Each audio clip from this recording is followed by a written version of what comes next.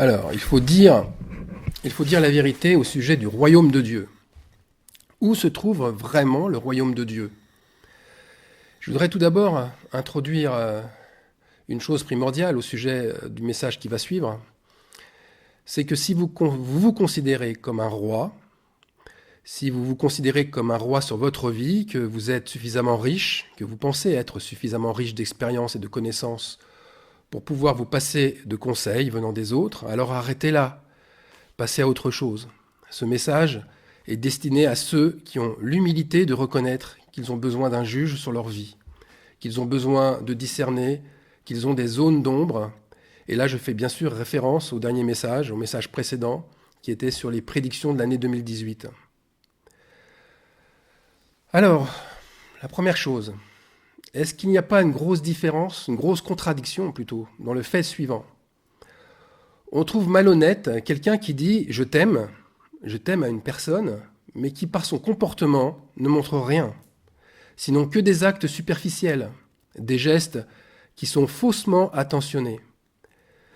Et puis d'un autre côté, ces mêmes personnes revendiquent l'amour de Jésus, sans montrer d'actes véritables et profonds, sous prétexte que sa grâce suffit à notre salut. Vous rendez-vous compte? Vous rendez-vous compte que Jésus, par amour, a connu un état de sacrifice permanent, une humiliation quotidienne. Et cette humiliation provenait d'abord des religieux, c'est vrai, mais aussi de certains faux disciples qui étaient avec lui. Et au final, notre Seigneur a souffert, méprisé, abandonné, injurié, brutalisé sévèrement même, pour qu'à la fin, il soit mort, crucifié sur une croix. Et nous, là, par le simple fait de prononcer son nom, le simple fait de s'immerger sous l'eau, de chanter quelques cantiques, eh bien on s'unirait à son amour. Eh bien c'est pas sérieux.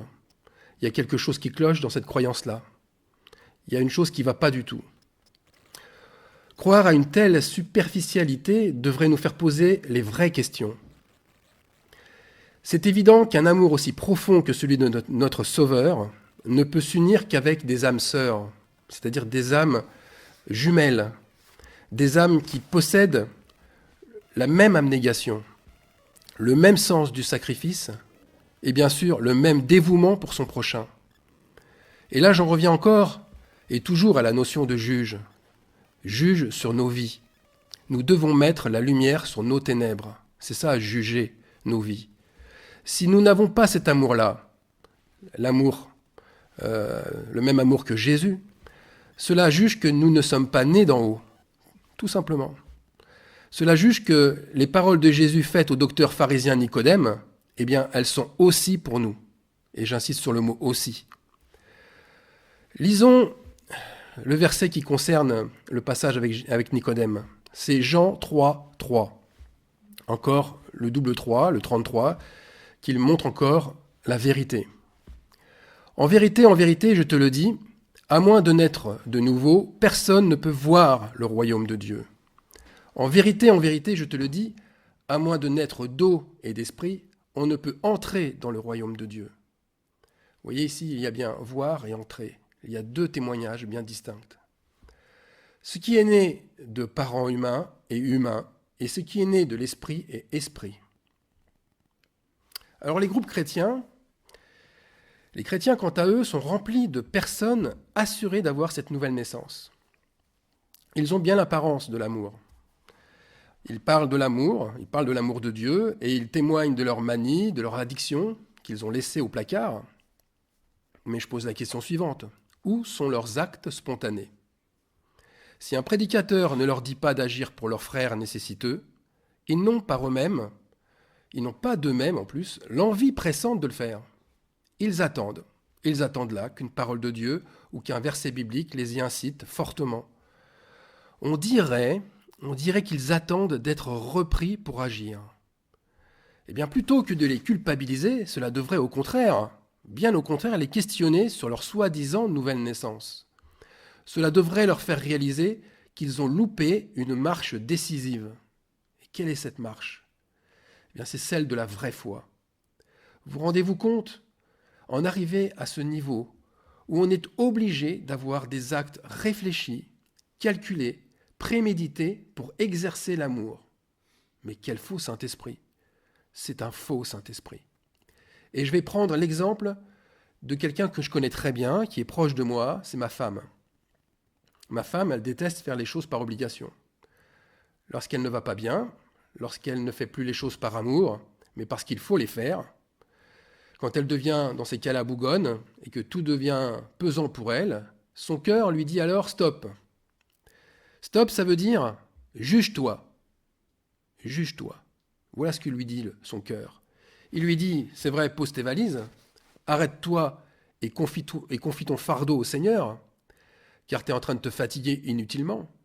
Tu es en train de ralentir ta progression et tu n'es plus sur la bonne voie. Et il lui dit aussi, redemande ton chemin. À ce moment-là, elle sait, ma femme sait, qu'en s'arrêtant de manger et en commençant un jeûne, avec cette forte volonté de redemander son chemin, alors elle sait que son ardeur repartira. Pourquoi ? Eh bien, parce que l'humilité se sera accrue en elle et son regard aura changé. C'est vrai, son regard aura changé, mais d'abord sur elle. D'abord sur elle avant de l'être sur les autres. Sa réaction de croyante est tout à fait normale. Elle refuse la tiédeur. Elle refuse d'être tiède. Et être tiède, c'est faire des actes de mauvais cœur. Voyez l'apparence de l'amour. Eh bien, cette apparence s'est généralisée. Elle s'est immiscée jusque dans l'enseignement. La doctrine théologique moderne, elle privilégie l'obligation plutôt que le ressenti. Écoute la voix de la sagesse. Fais ce que te disent les règles de la communauté religieuse, mais ne fais pas ce que tu ressens.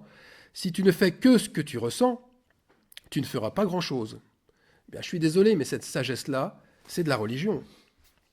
C'est une religion qui conforte le croyant sur cette idée qui est maintenant devenue universelle.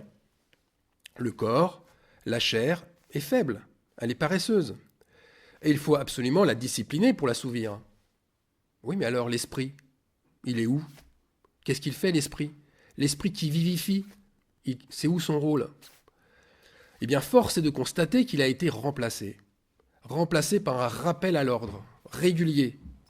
Tu devrais faire ceci plutôt que faire cela, faire plus de ceci, faire moins de cela. Mais tout ça, ce sont des commandements humains. C'est de la moralisation. On retombe toujours sur les notions du bien et du mal, donc on retombe dans les fruits de l'arbre de la connaissance en Éden. Et l'arbre de la vie qui est l'esprit, il devrait nous enseigner tout. Or, il est bâillonné, il est étouffé, il est réduit au silence.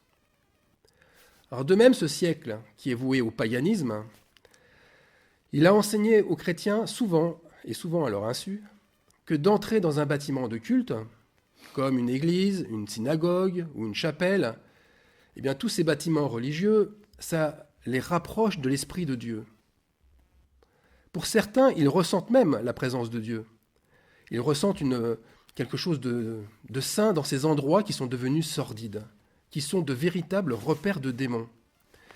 Et l'apôtre Jean les nomme aussi, un petit peu différemment, mais ça revient au même, habitation de démons, repère de tout esprit impur, ou alors synagogue de Satan. Bien sûr, autrefois, ces lieux étaient saints. Ils se nommaient tente de la rencontre, tabernacle, temple, et ils étaient localisés dans des endroits bien précis, comme Bethel, Gilgal ou encore Jérusalem. Puis, à un moment, jugeant de leur décadence, un juge, comme le prophète Amos par exemple, ou comme Ésaïe aussi, eh bien ils ont crié, et ils ont dit « Ne passez plus par ces villes ». Ne passez plus par ces villes pour rencontrer Dieu. Bien sûr, on peut y passer, mais pas pour rencontrer Dieu. Elle est tombée, elle ne se relèvera plus, la Vierge d'Israël. Elle est couchée par terre, et nul ne la relève. Amos 5, 2.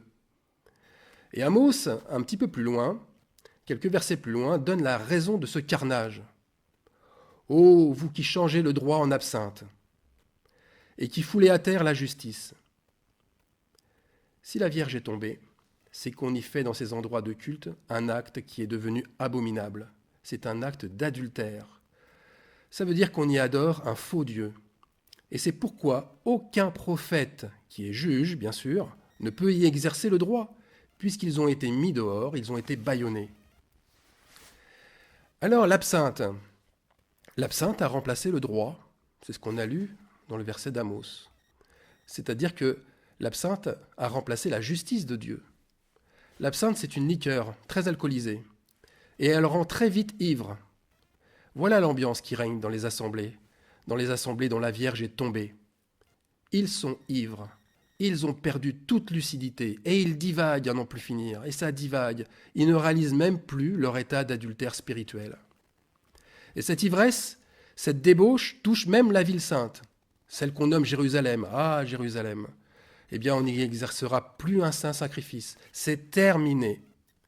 Et fixer encore son regard sur ce faux royaume, c'est complètement stérile. La preuve, l'apôtre Jean, dans le livre de l'Apocalypse, parle d'une nouvelle Jérusalem. Pas une cité uniquement céleste, ça c'est ce qu'on aime nous le faire comprendre. Non, Jean parle d'une ville sainte qui descend du ciel et qui est préparée comme une épouse qui s'est parée pour son époux. Donc, si cette ville descend du ciel, c'est déjà qu'elle n'y est plus. Première chose. Et si elle descend, c'est pour venir où? Eh bien, c'est pour venir sur terre, bien sûr. En plus, elle ne ressemble plus à une ville, mais à une épouse, à un groupe de croyants préparés par Dieu. Là, les choses prennent une toute autre tournure, ne croyez-vous pas? Donc, il est impossible que ces endroits du passé, et je dis bien impossible, que ces endroits d'autrefois abritent à nouveau le royaume de Dieu. En plus, on vient de le lire avec Jean 3,3. On sait ce qu'il faut faire maintenant pour voir ou pour entrer dans le royaume de Dieu. La clé, elle n'ouvre pas une porte d'une église. La clé, elle n'ouvre pas non plus la porte du ciel. La clé, Jésus l'a donnée à une personne. Il l'a donnée à Nicodème. Elle ouvre l'âme. Il faut que tu naisses de nouveau. Il faut que tu naisses d'eau et d'esprit. Et le bâtiment faisant office de temple n'est plus en dur. Le royaume de Dieu alors est en toi. Il sera bien en toi. Et Romains 14, 17 le dit et le confirme. Car le royaume de Dieu, ce n'est pas le manger et le boire, mais la justice, la paix et la joie par le Saint-Esprit. Pour résumer, c'est le Saint-Esprit ayant fait son tabernacle en nous qui forme ensemble le royaume de Dieu. C'est l'âme régénérée par l'Esprit qui est le royaume de Dieu. L'âme régénérée par l'Esprit. Maintenant, avez-vous remarqué pourquoi le royaume de Dieu est très souvent, pour ne pas dire toujours, il est associé à la justice. Ici, dans le verset que nous venons de lire, l'apôtre Paul pointe en premier que c'est la justice qui est importante, mais Jésus aussi, dans les évangiles, nous le présente ainsi. D'ailleurs, Matthieu 6, 33 en témoigne aussi. Excusez-moi, il y a encore 33, cette minute de vérité qui est présente et qui est là pour rétablir tout ce qui a été mélangé à tout ce qui est faux. Cherchez premièrement le royaume et la justice. Le royaume et la justice de Dieu. Et toutes ces choses vous seront données par-dessus. Un constat. Le royaume ne se trouve pas sans la justice. Donc la justice, c'est la clé. C'est la clé qui ouvre le royaume de Dieu. Le premier tour de clé, la première œuvre de justice à faire, c'est, et excusez-moi, je ne fais que de le répéter sans cesse, je radote, mais c'est important, c'est de se repentir. Repentez-vous. Repentez-vous car le royaume des cieux est proche. Ça, c'est ce que disait Jean-Baptiste prêchant dans le désert de Judée. Alors ça y est, la boucle est enfin bouclée. Nos œuvres, une fois que nous nous sommes repentis, nos œuvres se voient alors naturellement, puisque le royaume de Dieu en nous produit du fruit. Il produit un fruit de justice. Un fruit digne de la repentance, disait Jean-Baptiste. Il le disait quand même aux faux convertis. Alors, quelle sorte de fruit digne de la repentance, de fruits justes? C'est quoi exactement? Eh bien, ce sont des actes d'amour. Oui, mais ce n'est pas suffisant. Ce sont des actes d'amour spontanés pour les autres. Et là, j'insiste sur le mot spontané. Un acte qui est spontané, c'est un acte qui se fait de soi-même, sans avoir été provoqué, sans cause apparente. Il n'est pas déterminé. Et il est fait sans contrainte. Et en plus, nous dit le dictionnaire, Il peut échapper aux règles établies.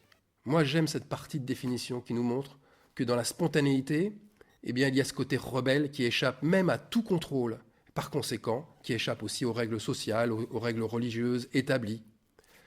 Notre Dieu aime être surpris par nos actes d'amour spontanés. Il est à la fois surpris, mais il est réjoui, car lui sait qui en est l'instigateur à ce moment-là. Rappelez-vous, Jésus ne faisait jamais rien. Il ne faisait absolument jamais rien sans le voir chez son Père. Alors nous avons bien entendu cette équivalence avec la nature. Un arbre fruitier, il porte naturellement et spontanément du fruit.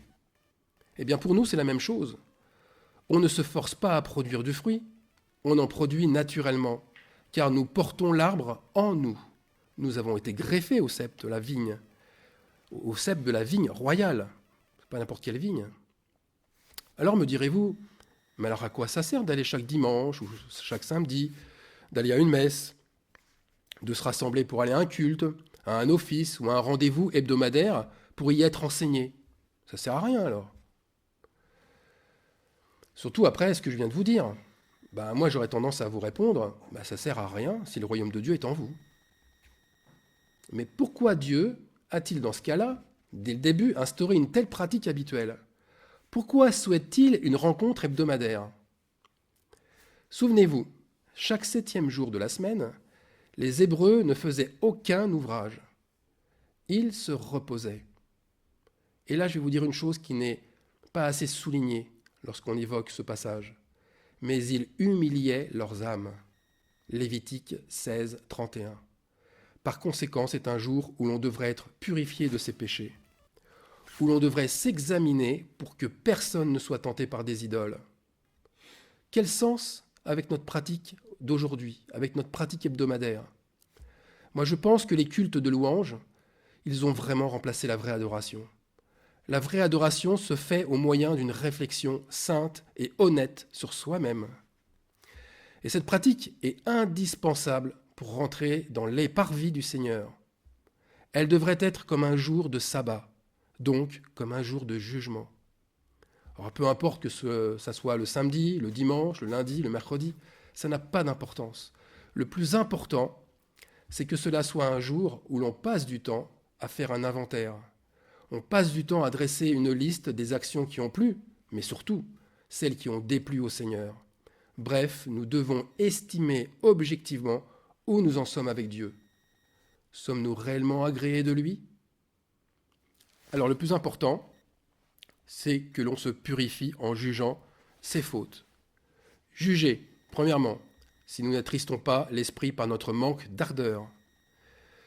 Ensuite, juger si notre pardon devient difficile.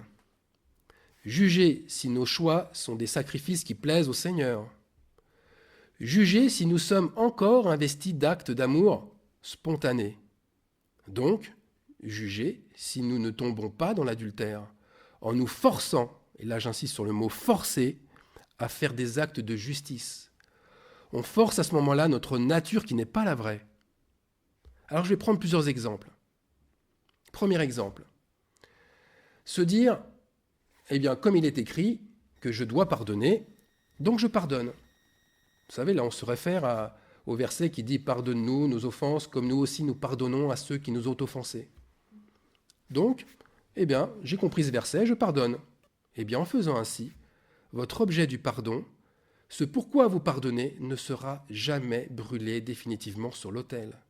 Il reviendra toujours vous remettre en mémoire le souvenir désagréable de l'injustice. Et avec le temps, ce souvenir qui est vraiment désagréable, lui, il créera en vous de l'amertume. Et à la longue, vous finirez par être un éternel offensé. Un autre exemple. Je donne parce que la Bible dit que celui qui sème récolte au centuple.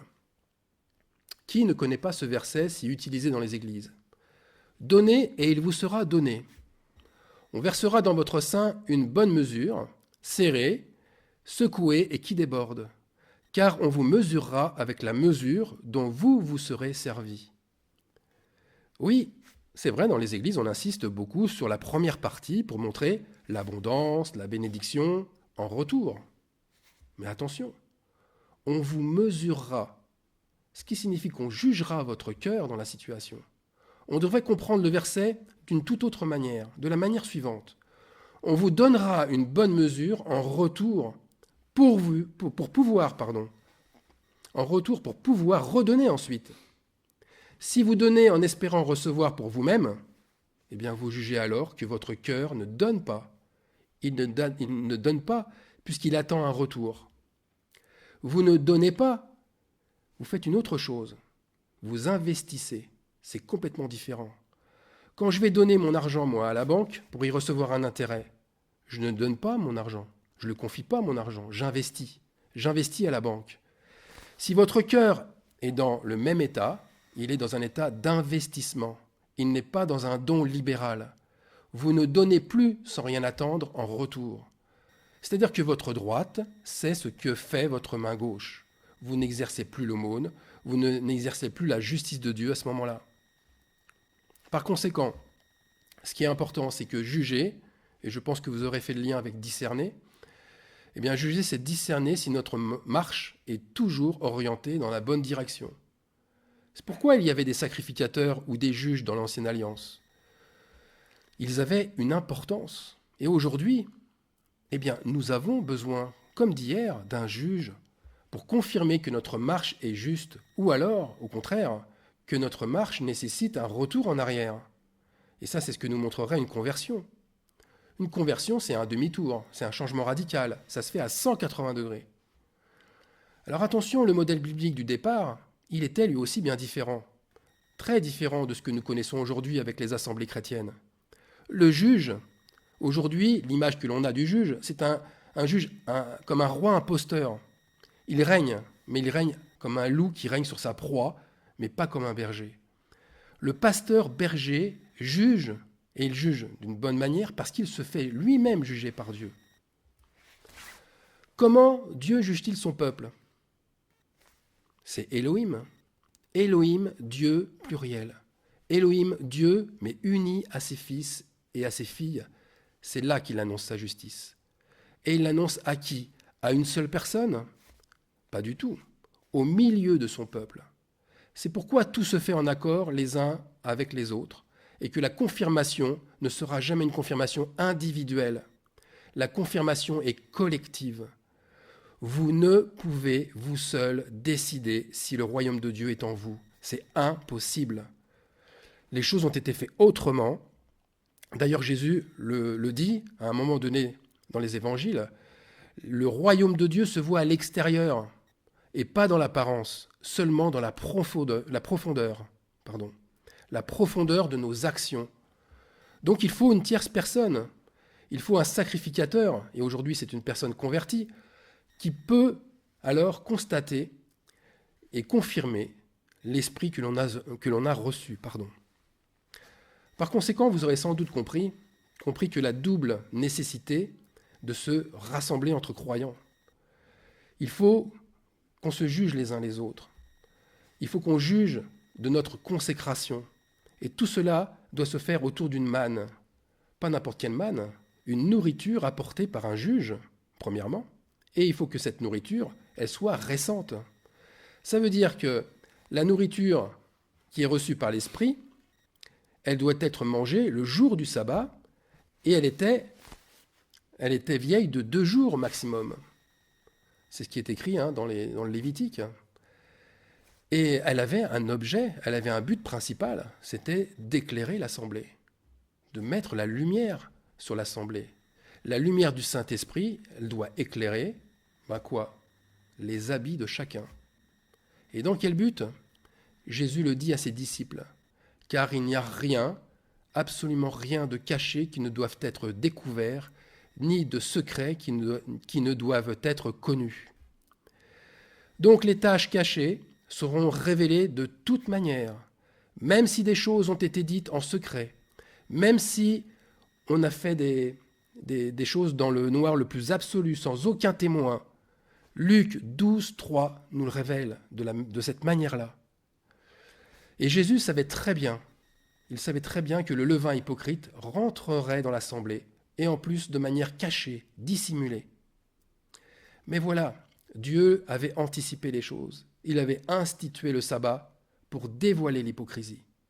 D'ailleurs, ce n'est pas un hasard. C'est pas un hasard si des religieux hypocrites viennent accuser Jésus justement le jour du sabbat. Et ils viennent l'accuser de quoi? De violer la loi. Eh bien, ces religieux ne voient même pas qu'ils sont en train de se mettre eux-mêmes à découvert et qu'ils s'accusent eux-mêmes de ce péché. Alors, dans quel but vouloir s'attaquer toujours à ce venin qu'est l'hypocrisie? Bien sûr, le premier but, c'est pour démasquer les menteurs. Mais ce n'est pas que dans le seul but de démasquer les menteurs. C'est parce qu'au départ, ce venin aide aussi dans la préparation de l'épouse de l'agneau. Le poison aide à se purifier. Il aide pour qu'on devienne comme l'agneau immolé. Dans la pratique hebdomadaire ou sabbatique, ce venin hypocrite sert pour juger de l'état de notre vêtement de vierge. Car le royaume de Dieu, c'est vrai, s'établit dans une nouvelle Jérusalem, mais pas seulement. Il y a aussi un nouveau sabbat.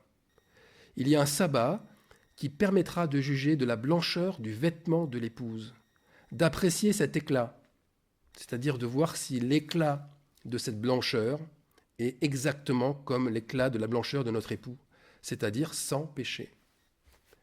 Pour terminer, je voudrais rappeler que le vrai culte, ce qui touche le plus le cœur de notre Dieu, c'est tout ce qui est fait dans son royaume, c'est-à-dire tout ce qui est authentique et vrai. C'est beaucoup plus fort que de longues prières. Et ce qu'il y a de beaucoup plus fort, je l'ai dit et je l'ai redit, ce sont nos actes d'amour spontanés. Et ce sont aussi nos retours à lui qui sont faits aussitôt que l'on s'est jugé sali. Alors ma prière aujourd'hui, c'est la suivante. C'est profitons de ce jour de sabbat pour nous mettre, nous, en ordre avec notre Seigneur. Et la question à se poser, c'est sommes-nous toujours agréés de lui? Amen.